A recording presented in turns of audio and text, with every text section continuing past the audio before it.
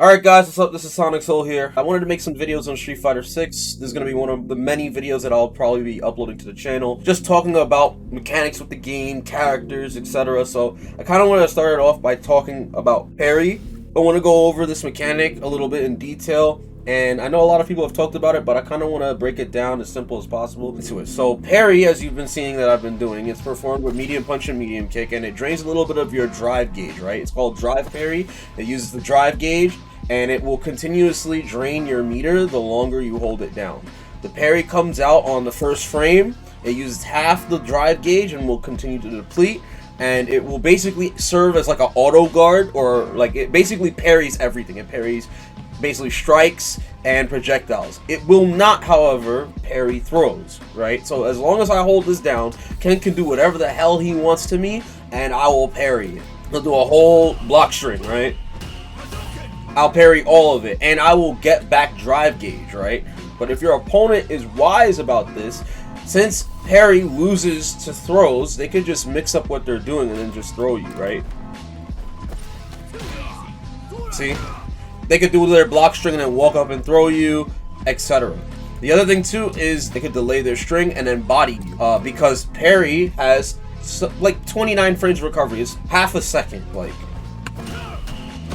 See that? So if you let go of parry, right, then you're in a punish counter state, right? Say you parry too early, or your opponent baits your parry and then they punish you, right? They delay their block string, etc. Now, if you successfully parry something, I am allowed to immediately block after I successfully parry. See? So, as long as you successfully parry something, you can let go of parry and you won't be punished. But if your parry is ever baited, like if you just do it raw and then they bait your parry, they can punish you with a strike attack. And they could throw you, right? They could throw you during the parry animation as well. So that is how you beat drive parry initially, right? As the game will progress in the meta, people will start to use parry in a very interesting way. Because of the way this game is with its frame data, right? Everyone's wondering, why the hell is everything minus on block? That's -1. That's -1. This used to be plus in Street Fighter 5. This is -1. That used to be, that's 0 now, right? -2, -7, -4, -4, right? -3. Everything that I'm doing is negative. Like, it's negative. This is only if the opponent has drive gauge. If the opponent doesn't have drive gauge and they're burned out, what will happen is literally like everything becomes plus, right? I'm +3, +3, +3. Like everything gets 4 extra frames of block. Like they are in 4 extra frames of block stun. So a -1 move like this will become +3 on block when they're in burnout, right? So that is just to remind you that it is very important for you to make sure that you're not in burnout, and that when your opponent is in burnout, you're able to take advantage of that and start utilizing other offensive tactics, because they will not have parry. Now, I mention this because since everything is minus in the game, nothing really like jails, save for maybe like a jump in, right? Like if somebody does a jump in on me, right, it's gonna be a true block string. I will legit block the jump in and the jab. You see how I let go of back after the jump in, and I still auto guarded crouching jab? That is because of a true block string. See? It's a true block string. I let go of block after he jumped in on me. What this means is, unless you have a true block string set up, generally speaking, everything in the game is, for the most part, negative. Let's say Ken drive rushes, right? They do drive rush. You see that? I want you to look at this. See how that's a true block string? I even let go of guard, right? So because of a true block string, I won't be able to parry this. See? Like I'm mashing parry the entire time. So what that means is, unless they do drive rush or like a jump in, or they do something that leads to a true block string, maybe a whatever, a plus fireball or whatever, most normals in the game are negative. One thing I want to note too is that because of how lights are in this game, lights can go into each other, right? They can chain into each other, but they do not jail. What I mean by that is they're not true block string. Which means if I choose to let go of back, I get hit. You see that, right? If there are exceptions to this rule, right? Some normals are plus. So forward heavy punch from Ryu is plus. Some characters have plus on block normals, even if the opponent has drive gauge. But these normals are like very slow lunging normals, or like normals that they want you to be aware of to parry or drive impact, right? So I'm mentioning all this stuff about frame data. I'm mentioning all this stuff about jailing and true block strings. The reason why I'm mentioning all this is because if your opponent is doing a block string that isn't like proper, like it's not frame tight, or they try to pressure you with a block string that isn't real, you can perfect parry. So there are two kinds of parry. There's the regular parry, but then there's also the perfect parry, which has a 2-frame window to land. And one thing to know is that parry does not alter frame data. But if you perfect parry, it freezes everything except you, and it gives you a bit of invincibility frames when you're getting ready to punish somebody. So what do I mean by all of this? What I mean by this is, right, it has the same like frame disadvantage, right? Ken is -6 still.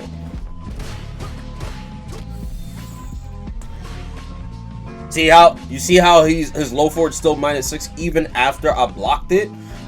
That means that parry doesn't alter frame data. However, if you perfect parry, it freezes the game.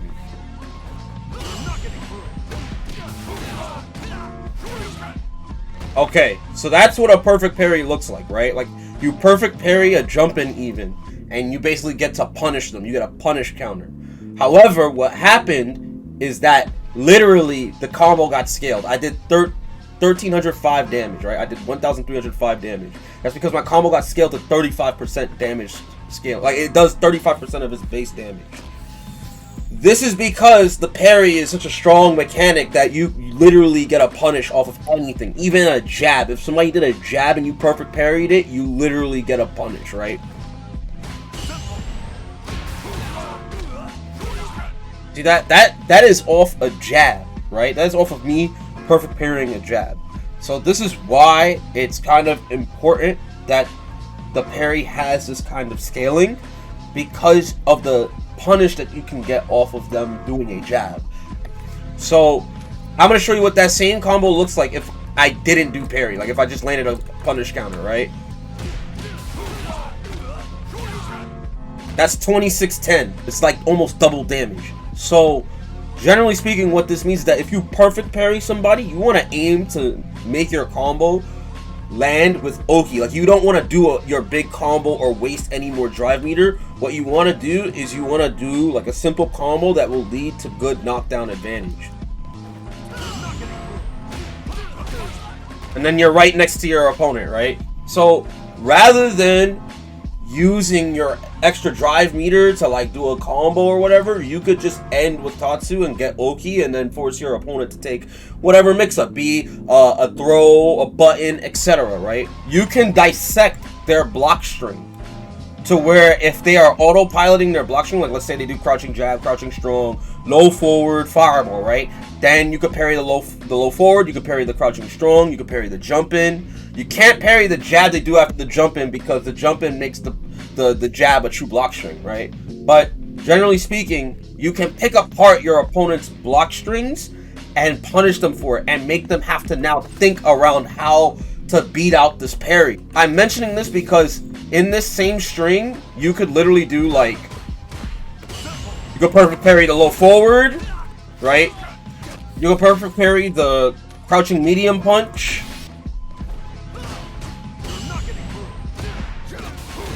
You can perfect parry the crouching medium punch. Once they think about how to beat out your parry, it opens them up for you to get started with other things on defense, right? So like, because this is such a strong defensive mechanic, you can use this as a way to get your opponent to kind of back off now. Like, instead of them doing like this, they might instead do this.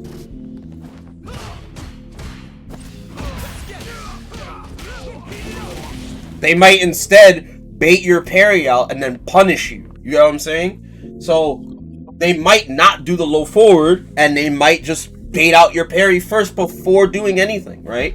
So this basically creates a nuanced game, right? It creates situations where you must consider what your opponent is doing and how to mitigate their block strings, how to like basically play around whatever they're doing. It forces them to have to change around this parry to bait it out, right? They have to bait out your parry. It's not even like third strike, because third strike, there's no whiff animation on the parry. In this game, it's like everybody has Ryu's V skill 1, where the parry comes out and it's frame 1, but it has a lot of recovery, just like Street Fighter 5, right? So again, this creates a nuanced mind game. This creates things for your opponent to think about when you, as a defender, has the option to parry them, right? Alternatively, now that the opponent knows that I'm gonna parry, I could use that to my advantage, right? Let's say, like, now that I know that they know that they're looking for my parry, I could whiff punish them. You see that? I could whiff punish them for trying to bait out my parry and use low forward, right? If they try to like delay their normal, they could choose not to press anything. But if they choose not to press anything, they can also be susceptible to me starting my offense, right? Like, now that I know that they're looking for my parry, I can start like my offense, right? Like, I can start taking my turn back in those situations because I know that they are looking for my parry, which is why they stopped what they were doing so they could try to react to my parry. But then I can also, if I see a normal, I can whiff punish them, and it basically switches the tide of the battle back to my side, right? Like, you using the parry to control what the opponent will do with their block string. They have to actively think, right? This is important since everything is minus on block in this game, right? Now, like I said before, parry loses to throw, which means that they could also just do this. See? They could also just choose to throw you, right? And as a result, you have these kind of mind games that will go on.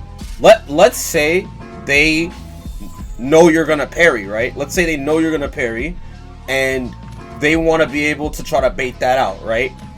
You could also do drive rush.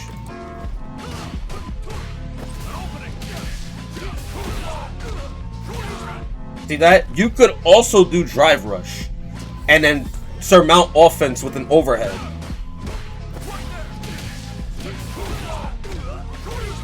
You see what I'm saying? Like, you can also use the fact that they are looking for your parry as a way to drive rush. Or you could even do drive impact. See that? You can also use that to your advantage, right? Like, you can also use the drive rush and the drive impact if you see that they're gonna try to check your drive rush with a normal. You get what I'm saying? And this is all off the parry. This is all off just you doing parry. So these are all things the aggressor has to consider on your defense, and these are all things that you have to consider that the opponent will do, because they will have ways to blow up these options as well. They'll have ways to blow up your drive impact. They'll have ways to blow up drive rush, right? But these are the things to consider when we talk about parry, right? These are the things you have to consider. And the reason, again, for all of this is to allow for very unique gameplay and unique interactions through this battle system. So I hope you guys enjoyed this video, this little breakdown of the parry. I think it's very good for the game, and I think it's going to create a lot of interactions that will be very interesting for the meta of this game. If you guys like what you saw, please like and comment down below, and please subscribe. I think the biggest thing is just like the video and comment, so that way people can see this video and be informed by it. And yeah, I will see you guys in the next video. Y'all be easy. Peace.